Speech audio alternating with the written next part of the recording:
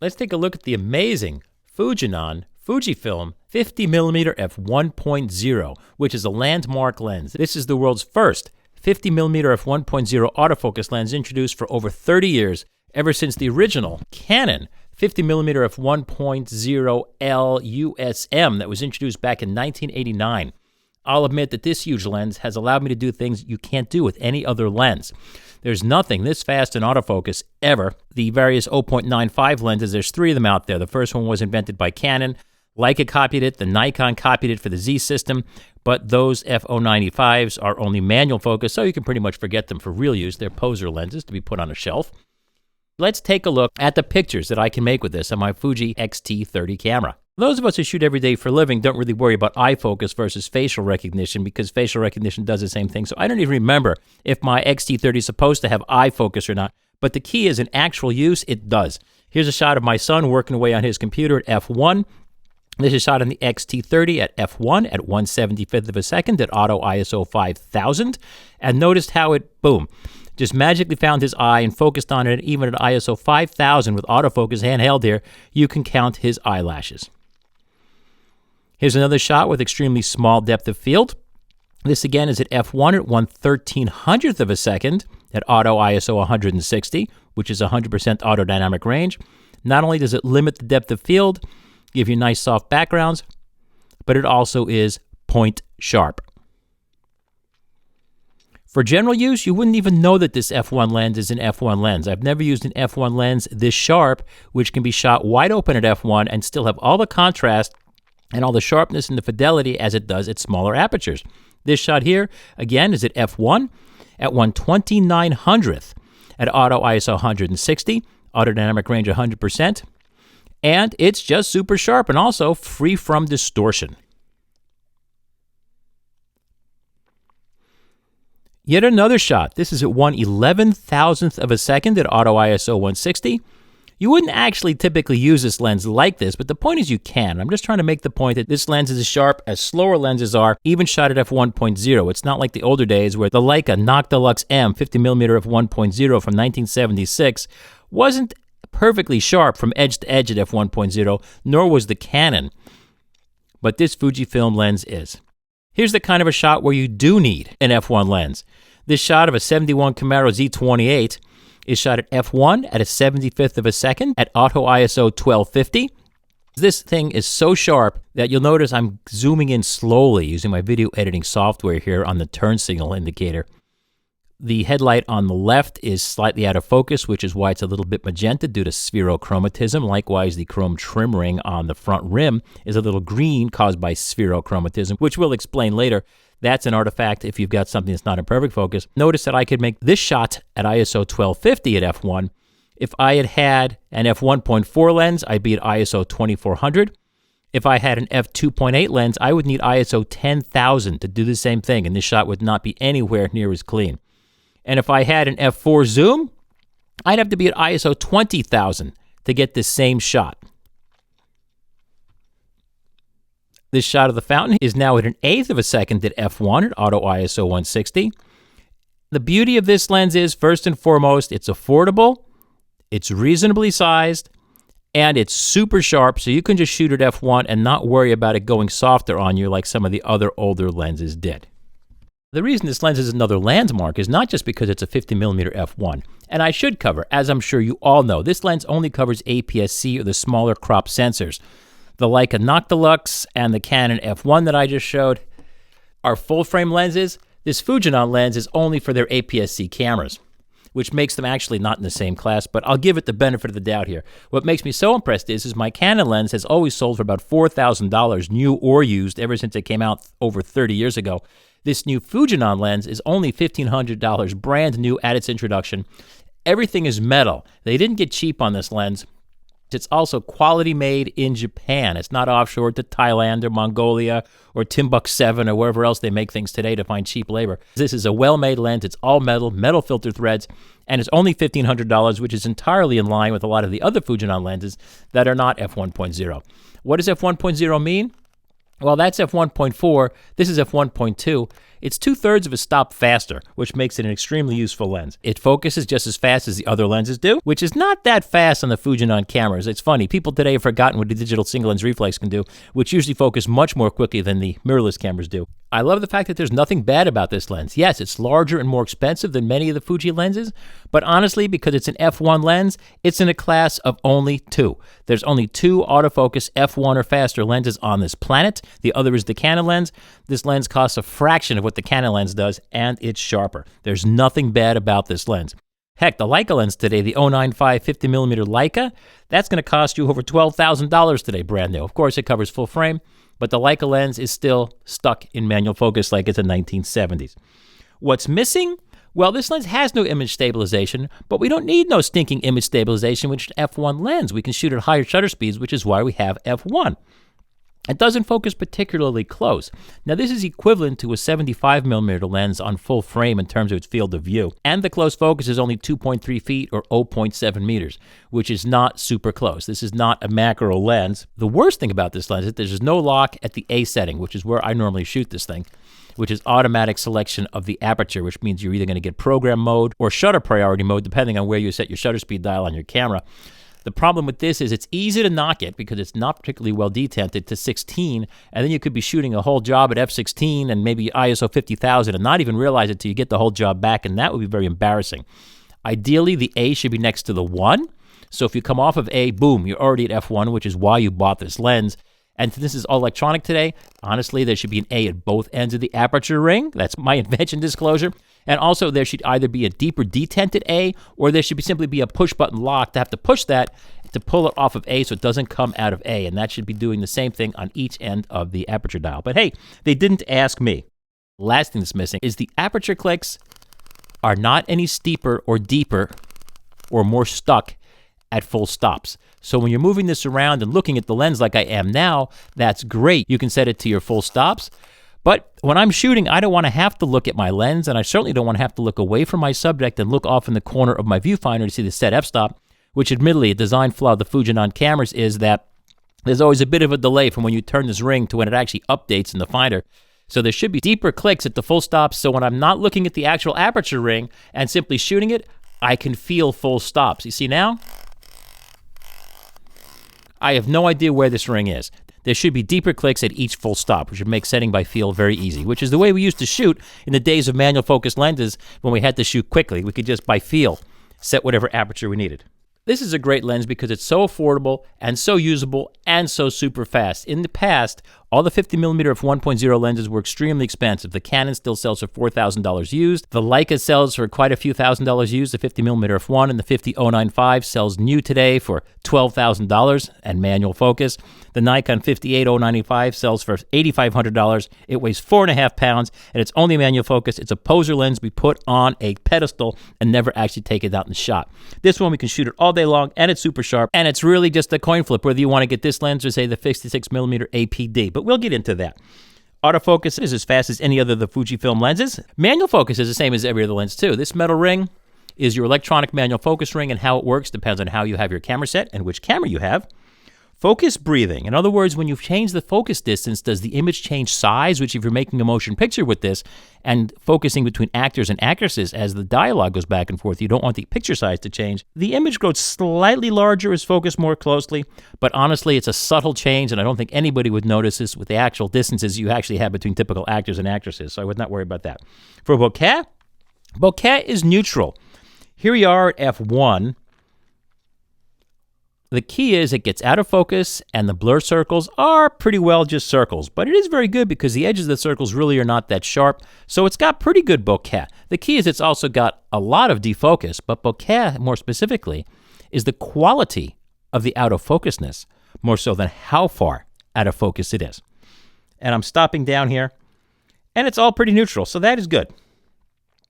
I'll cover the differences between the APD lens and the f1.2 lens a little further on here. The other great news is there's no visible distortion.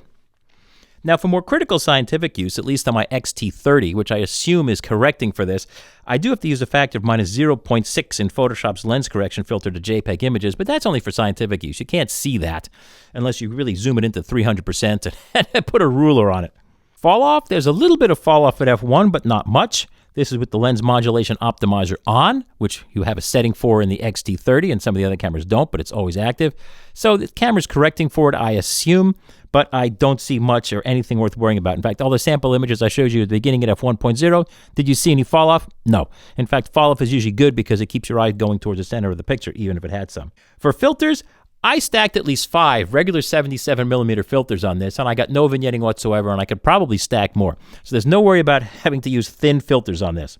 I don't see any lateral color fringes when I'm shooting with this lens, which is great. Although, of course, the camera's probably correcting for it, and there's always the caveat. I don't shoot RAW, but if I did, and if I use non-Fuji brand software to open the files, there is the potential that any correction going on in the camera would not be duplicated by the RAW software that you might use to take that data and turn it into an image. So be forewarned, I can't speak to what you get with third-party RAW software if you shoot RAW. There is some spherochromatism, which I'll cover a little later. Macro performance is excellent. It stays super sharp, even shot here at f1.0, but it only gets this close, so it does not get very close, so the image quality is good. However, it doesn't focus very close. It's not what this lens does. This is not the camera zooming. This is me zooming in video editing software to give you an enlargement to see what things look like if you made a print maybe 10 times as big as your screen as I'm zooming in here. So I'm amazed at how sharp this lens is. Now, the color fringes you see are not color fringes. Those are spherochromatism on out of focus areas. What's in focus has no color on it, and it looks really, really, really impressive. The other 50mm f1.0 lenses I've used, like my Canon, have just enough spherical aberration that it never really gets that perfectly sharp and contrasty at f1 when you zoom it in this close. But this lens does. It's superb. Mechanically, everything's metal. The only thing plastic on this lens might be this insulator ring here, so these components don't short out, but everything's metal. This is made the way it should be. The hood is a plastic bayonet, but that's expected. There's no front rubber bumper. The filter threads are metal. The hood bayonet mount, these bayonets here, they are metal. The front barrel, the focus ring, the f-stop ring, everything is all metal. The identity is engraved on this metal ring that circles the front element. The internals seem to be both plastic and metal. I don't take these apart, but that's just all I can see. The mount is metal. The markings are all engraved. I couldn't find any date code. There's some moderate flopping around when I shake this lens. Not much. Moderate to minor flopping around, so I wouldn't worry at all about that. And of course, as I covered at the beginning, very importantly, it's domestically made in Japan, not offshore to someplace awful just to save money. Here's another shot to show you how sharp it is. Bad shot, who cares? But this is at f1. For those of you who actually own and shoot lenses this fast, f1.4, f1.2, f1.0, it's unusual to find a lens that can stay this sharp when foolishly shot in daylight at f1.0, where things usually get softer. And again, I'm zooming in using my editing software on a still image shot on my 26 megapixel X-T30. Spherochromatism is when out-of-focus highlights take on slight color fringes, usually green or magenta. And this lens is classic in that what's in the background takes on a slightly green color fringe, and what's in the foreground out of focus takes on a slightly magenta color fringe. I can show it here, but I never actually saw it in real pictures. Sunstars are pretty blah. What's really impressive is, which I can't get on Sony or Canon or Nikon, is shot at f1 here, looking straight into the sun. There's no vertical interline transfer smear. I'm very impressed. That's a good thing about the cameras. Has nothing really to do with the lens. But you'll see the only defect slightly is there's a little bit of a flare ghost opposite the sun. And any color fringes you see on the fronds of the palm are actually the spherochromatism I just spoke about. But as we shoot here at smaller and smaller apertures, you see really the only Sunstars I get are moderate to small apertures. But they start looking pretty good. It's got 9 blades, so I can get about an 18-point Sunstar. It's not that sharp a Sunstar, but there is something there. And admittedly, let's face it, you don't buy an f1 lens to be stopping it down or look for Sunstars, so this is a freebie. If we compare it to the 56mm f1.2, well, the 56mm f1.2 is much less expensive at only half the weight. It takes smaller 62 rather than 77mm filters. It's 2/3 of a stop slower, which misses the whole point of f1.0, but it's only 2/3 of the price. So this 56, for most people, if your budget matters, could be what you want to get. It has the same close focus, 2.3 feet or 0.7 meters. None of these focus that closely. The 56 f1.2 is a great lens to get. It's really just like you're only getting 2/3, but you're only paying 2/3 for it. So, potato, potato, it's your choice. How serious a photographer are you, and how good is your work, and do you need this? This lens, the APD, or the one with the apodization graduated edge neutral density filter here, 56mm f1.2, is a very specialized lens. It has a neutral density filter in it, which actually makes it not as fast. It makes it only equivalent to about an f1.7 or t1.7 lens, so it's only a stop and a half as fast as the f1.0. This APD lens costs just as much as the f1. The APD lens varies, and this is a difficult concept to explain, but its bokeh is softer. It's always soft and smooth when you shoot at f1.2, as opposed to the f1 lens where the blur circles are actually circles as opposed to blobs. And so if you want smooth bokeh, you'd want to pay your money for the 56 1.2 APD. But if you want high speed for night use, then you want the f1.0. The quality of the bokeh is going to be quite different. The f1.0 is going to be more out of focus, especially if you have just something a little bit out of focus. It'll be a lot more out of focus with the f1.0. However, and this is a subtle concept, it could be more distracting. If you have repeating patterns or whatnot in the background or straight lines, you might get with the 50mm f1.0, you're much more likely to get distraction or what we call false resolution, where you actually see details in the defocused areas because you're getting a series of blur circles, as opposed to the APD where it's just Gaussian blobs. But you people should know who you are. Personally, for me, I'm shooting low light. I'm not really worrying about the bokeh, so I would, by all means, much prefer this 50mm f1.0. As if you haven't guessed, this is one of the most exciting products I have seen in quite a while, simply because it's well priced, it's affordable, it's extremely useful, it's well made in Japan, and it is f1.0. This is like having a 1,000 horsepower car. When you need it, it's here. f1.4 is equivalent to having about 500 horsepower. This is 250 horsepower. In other words, you compare how much light is let in versus power here. And an f2.8 is like having a 125 horsepower car. 1,000 horsepower, I definitely go for that. For low light, this is extraordinary. If we compare it to my Canon 50mm f1.0, well, it's kind of a tough comparison because this lens is from the 1980s. This lens works on all of the full-frame cameras, which the Fujifilm lens does not, so they really don't compare. They just look the same on paper. This lens is extremely heavy. This lens has even more high technology in it from the 1980s. It has two hand-ground aspherical elements versus just one aspherical small element in the Fujifilm lens. You can adapt, and I've used this lens on my Fujifilm cameras before I got the genuine Fujifilm version.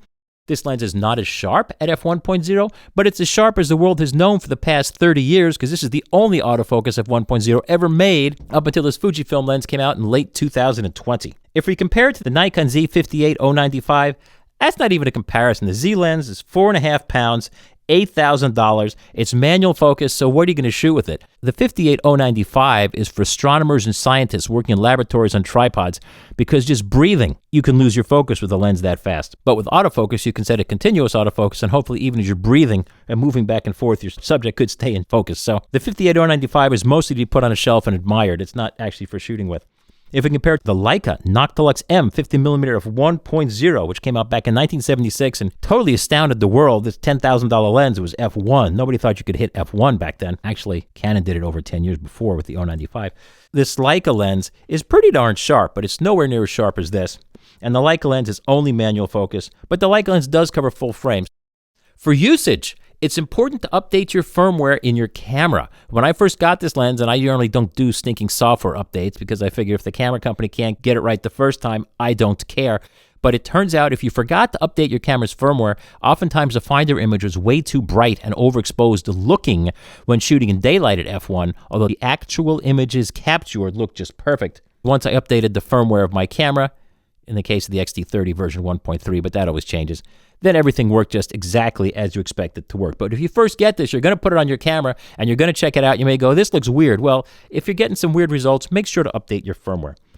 For exposure, make sure you set your camera to be able to use its electronic shutter to get extremely high shutter speeds, which on my XT30 goes to a 32,000th of a second, which is typically where I'll be shooting in sunlight if I want to use f1.0. You don't need to use a neutral density filter. And remember, if for some reason the electronic shutter, now I set mine to the combination mechanical plus electronic mode, which always works in mechanical unless it needs to go to electronic for an ultra high speed that the mechanical shutter can't do. The point is that if for some reason a 30,000th of a second won't do it for you in daylight at f1, don't forget you have that low speed pulled mode down to 100 or 80 ISO. Use that. Those look fine. If worse comes to worse and you insist on using a neutral density filter, which I would avoid, personally, I prefer the Tiffin neutral density filters made out of glass because they are neutral. The other brands of filter I find often have color shifts and are not particularly neutral. Also, many of them may just be plastic or resin, which I don't prefer. The Tiffins are the best made in USA filters, the standard of the motion picture industry for decades, and they're also often the least expensive. So I have a link in my review and a link in the description for this video straight to the Tiffin 77mm neutral density filter. The density is not that critical. I use a density of 3 stops or 8 times or 10 to the 0.9th power, which 0.9 is what they call them, density 0.9 or 0.9 ND filter in Tiffin. That I just find as a convenient value. Sure, you could probably get away with a 1-stop value, but potato, I go to 3. I've never used variable neutral density filters. I think they're silly. They're usually crossed polarizers, which is just asking to have color shift, which is exactly what you don't want. Variable neutral density filters used to just be a gimmick. I just prefer using a set of filters. Coming from the days of film, I used to carry dozens of filters with me to get the effects I want, which of course now I can just dial in on my camera. There's no AF, MF, focus mode switch on this lens or on any of the Fujifilm lenses. Why? Because your camera, it's funny, I usually forget this, but my camera has a switch right on the front. Only if you have one of the worst, cheapest Fujifilm cameras like the horrible X-T200. You have to go to a menu to choose auto or manual focus, but for the most part, it's on your camera.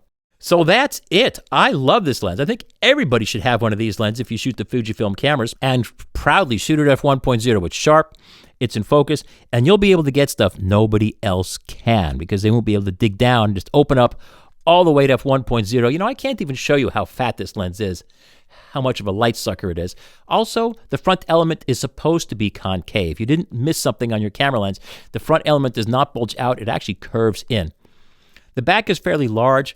And it's interesting to note, for those of you who study optical design, you'll see the back of the Canon lens is much more large, but the reason for that is this is an EF mount lens, which mounts further away from the sensor, so you actually need a larger rear diameter to look like f1 and have that fat cone of light come in and hit your sensor from further away than this lens, which hits the sensor from much less further away. If you like these videos, by all means, subscribe. But most importantly, my biggest source of support for these free videos and my free website, kenrockwell.com, which has been on the air since 1999, is if you'd please use the links that I provide in my description or in my review to get this stuff from the dealers that I personally have used. At least 3 of them I've used, Adorama, B&H, and Crutchfield since the 1970s, back when they had just started. They've always treated customers right, which is why they continue to grow. If you don't like this, you can send it back, usually within at least 30 days, and get a 100% cash refund. And that's really what keeps me going, is when you use my links, and I really do appreciate that. It keeps everything free for everybody. Thanks again for watching these videos here at kenrockwell.com and kenrockwell.tv, and I'll see you in the next video.